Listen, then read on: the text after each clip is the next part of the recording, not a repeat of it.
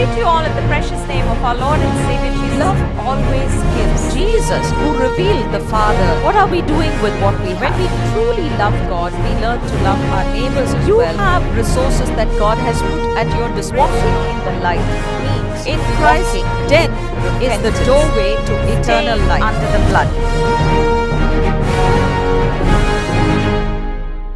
I greet you all in the precious name of our Lord and Savior Jesus Christ, and I welcome you to today evening's broadcast on the Living Voice channel.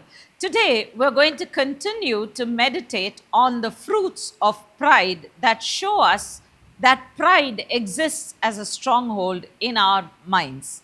We've been talking about the strongholds that Paul talks about in 2 Corinthians chapter 10 that Satan builds in the minds of believers to stop them from coming into their full potential in Christ Jesus or from receiving all the blessings that God has for them.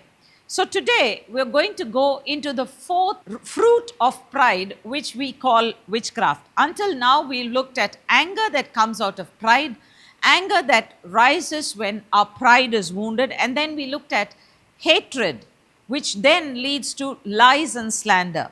The fourth thing we looked at was rebellion within the family against the authority of God in family, in community, and in the church. And today we are going to look at the fourth one, which is witchcraft. So when we talk about witchcraft, what are we talking about? Are we talking about an occult practice that involves all kinds of rituals and ritualistic articles that a witch or a sorcerer takes and sits down to do all kinds of magic spells on other people? It is important to understand what the root of witchcraft is and where it comes from before we recognize this as a revelation of the stronghold of pride. So let me read to you a verse from the Bible. In Galatians chapter 5, verses 19 and 20, Paul says, "Now the works of the flesh are evident: sexual immorality, impurity, sensuality, idolatry, sorcery, enmity, strife, jealousy, fits of anger, rivalries, dissensions, and divisions." Now, if we take sorcery in its original meaning, it would mean something of an occultic activity. But if we observe closely these verses that Paul is writing in Galatians chapter 5, a letter to the Galatians, we observe that Paul is talking about things that are done by a person out of the nature of his flesh. So, sorcery in its origin would be done by a sorcerer, but the things that Paul is talking about in these verses are not done by a sorcerer or a magician. They are rather works of the flesh that are carried out by every ordinary human being. So, what is this witchcraft or sorcery? How can it become a work of the flesh? Why is it done? If we get the answer to this question, we will then be able to understand why this is not something that's just related to the occult, but is something that can be done or executed in the life of every ordinary human being when the stronghold of pride is underneath. So, what is it? Why is witchcraft done? Why does a person do sorcery? The simple reason that a person does witchcraft or sorcery is to gain control over someone or something that does not belong to him, right? So if something belongs to me, I don't have to do anything to take control over it. If it is already under my authority, I'm not going to do anything more to actually gain control over it because it's already in my control. So why is witchcraft or sorcery done? It is done simply to bring something or someone that is not under my control into control. And that's the simple reason why Paul lists it under the works of the flesh. And that was exactly the sin that Lucifer was guilty of. He was not content with the position that he had. He wanted to have the same control that God exercised over all of creation, over everything that was in the time that Lucifer an archangel or guarding the throne of God. And we see what Lucifer thought in his heart and what he did. It says in Isaiah 14, verses 13 and 14, "You said in your heart, I will ascend to heaven. Above the stars of God, I will set my throne on high. I will sit on the mount of assembly in the far reaches of the north. I will ascend above the heights of the clouds. I will make myself like the Most High." Now, if you look at those two verses, 5 times we see the word I will, I will, I will, I will. It indicates that a person wants control. They want to be in control of things. And simply saying, in that circumstance, Lucifer wanted to wrest control or rulership out of the hands of God. He wanted to become the ruler of the universe. And we know that that was the reason God threw him out of heaven. But we're not talking about Lucifer and what he did. We're talking about how an ordinary human being, out of the stronghold of pride, can exercise the same spirit of witchcraft over another person. How is that done? It is done by 3 tools. Remember, we are talking about a person wanting control over someone or something that does not belong to him. And in order to gain that control, there are 3 weapons or 3 tools that anyone can use. They are called manipulation, intimidation, and domination. We're going to look at each one of these, and I'm going to give you examples as well for each one of these and how they operate. So first, let's look at manipulation. Manipulation, if you want a definition for it, it's the act of influencing or controlling another person's decisions, emotions, or actions through deceptive, indirect, and selfish means rather than through honesty, truth, and love. Now, if you want to influence another person's decisions, another person's emotions or actions, it's not entirely wrong to influence someone else. And if you do it from a place of honesty, truth, and love in the Spirit of Christ, then there is no place for witchcraft. But when it becomes selfish, self-seeking, that's where this aspect of witchcraft steps in. Because then you are using deceptive means, you're using hidden and indirect means to get the person or the thing that you want under your control. In 1 Corinthians chapter 13, we see a very clear incident that can show us this stronghold of pride operating through manipulation. And if we understand this instance of manipulation, then it will be easy for us to identify when we try to manipulate others. Now, in 1 Kings 13, what happened was, we see a prophet who came down from Judah to Bethel to prophesy against the heathen altars that Jeroboam had built. Now, Jeroboam had taken away a major part of the kingdom from the lineage of David, and he had become king himself. But instead of following God with all his heart, what Jeroboam did was he built altars to various gods and worshiped them as well. Now, God had clearly told this prophet, whom he sent from Judah to Bethel, not to go into anyone's house and have food, or not to stay the night in the city.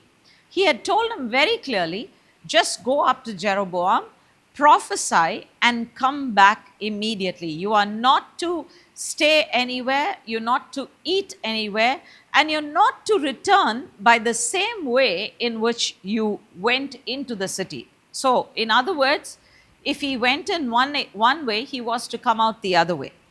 Now, the prophet, when confronted by the king and asked to actually spend the night and have food with him, because simply this is the story that Jeroboam was going to strike the prophet down, but when he lifted up his hand to strike the prophet, the hand froze, and he realized that this was a servant of God he could not play with.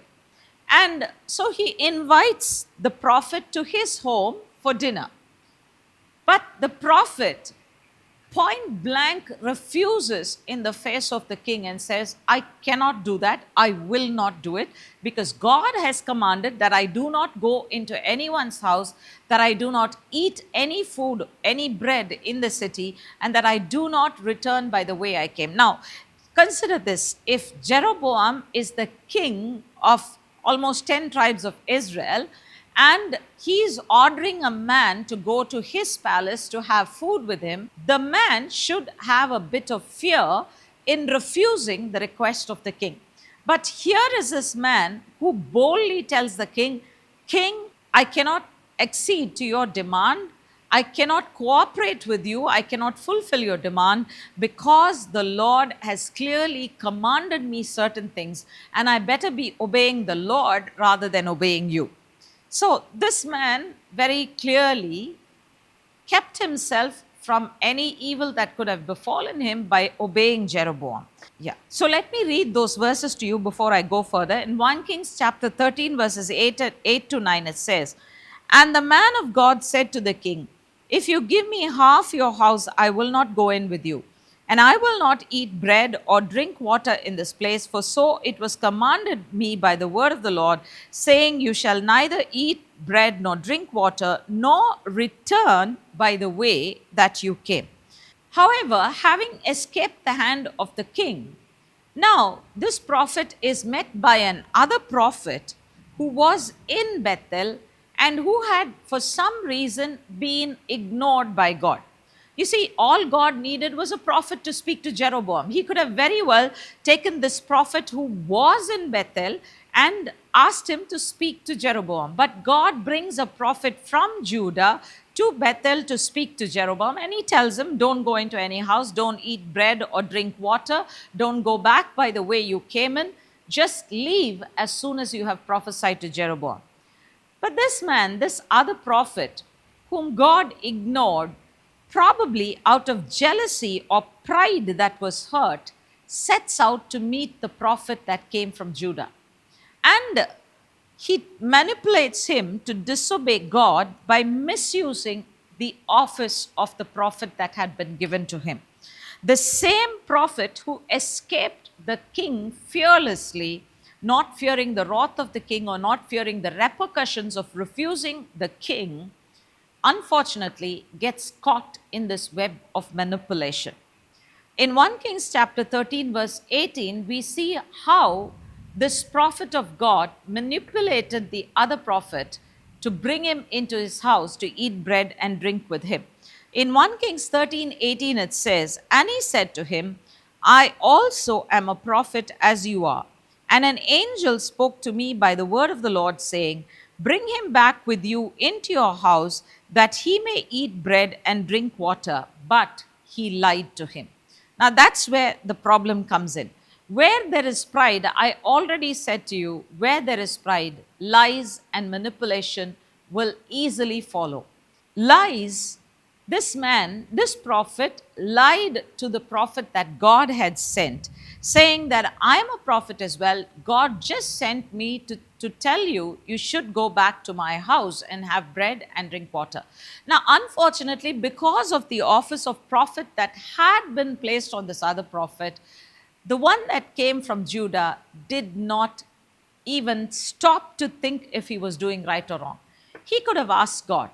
He could have stopped for a moment and said, God is not a man to lie. He does not change his word. So if he has said it, I will not go back to eat or drink with you. I'll just go my way. Now, the problem in this place is that the prophets in those days were well honored and well respected. So it's possible that the prophet who came all the way from Judah to Bethel feared that if he did not go with this prophet who was calling him to his house, he could probably lay a curse on him and the curse would work. But if it was God who had commanded him not to go into anyone's house and not to eat bread or drink water and not to return by the way that he went in, he should have had the understanding as a prophet of God that God would protect him when he implicitly obeyed the command of God. Unfortunately, the lies and the manipulation led to the destruction of the man of God. And it is the same way, it is the same with us as well. When we allow pride in us to manipulate others, very often we can take them away from doing the will of God. Our pride wants to be honored, our pride wants to be listened to. And so we manipulate people to obey us and to bring them under our control. And manipulation can use very subtle, unavoidable tools. The words that people use often are this. They use guilt. They say, if you really cared about me, you would do this for me. Sometimes it's flattery. It is saying what the person wants to hear so that they can get them to do what they want. And I'm not talking about another person. Remember, I'm talking about ourselves. If the stronghold of pride is in us, we are the ones who will be using these weapons. So it could be guilt, it could be flattery, it could be twisting words or lies to confuse and weaken the other person, saying, God said to me, or God told me, or, I have a lot of experience in this, while we actually don't. And we try to tell people what to do instead of allowing them to hear from God for themselves and for their lives. Remember very clearly, manipulation does not come from a place of love. It comes from the desire to control others, which is the basic force of witchcraft. It's a work of witchcraft because it attempts to bend the will of another person without the truth. And it replaces God's order for the self will. God gave us a will so that we might make the choices we want to make. And when that is overridden, that's where witchcraft comes into play. Manipulation is in spiritual settings is more dangerous than in any other area because it disguises itself as obedience and submission. And failure to comply with what a manipulating person is saying to us always comes with the fear of offending them, of coming under something negative because of the words they might speak against us. And this is the reason why many of us are willing to give in to manipulation. But remember, we're not talking about giving in to manipulation. We're talking about using manipulation as a tool to bring others under our control.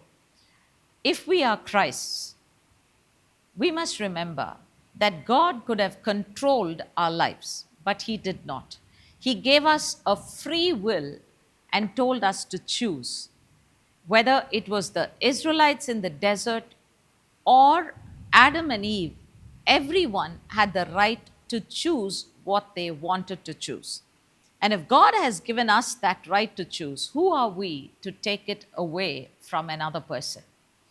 I pray that God will help you to introspect your life and check if the stronghold of pride is tuning you to control the life of others. And if it is, it's time to break it and say, Lord, you are Lord over their lives.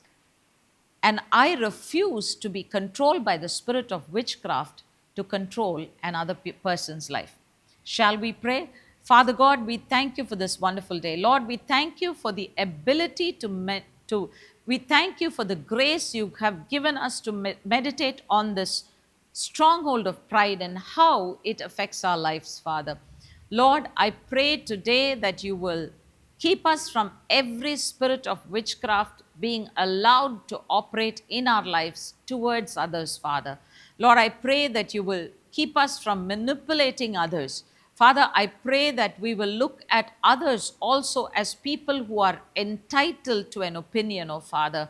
And Lord, I pray that you will help us in love to guide them rather than to control them, oh Father. And Lord, I pray that your Spirit will be in our lives, Father, operating through us, helping us to operate in the love and in the fruit of the Spirit of Father. I pray that every work of manipulation that may have gone out of our lives, Father, will be broken in Jesus' mighty name, and no longer will we manipulate or control other people. In Jesus' mighty name we pray. Amen. Amen. Thank you, my dear friends, for joining me on this broadcast. I will be back again next week, and we're going to meditate on the next two aspects of witchcraft, which is intimidation and domination. Do join me then, and we'll meditate the Word of God together. God bless you. Amen.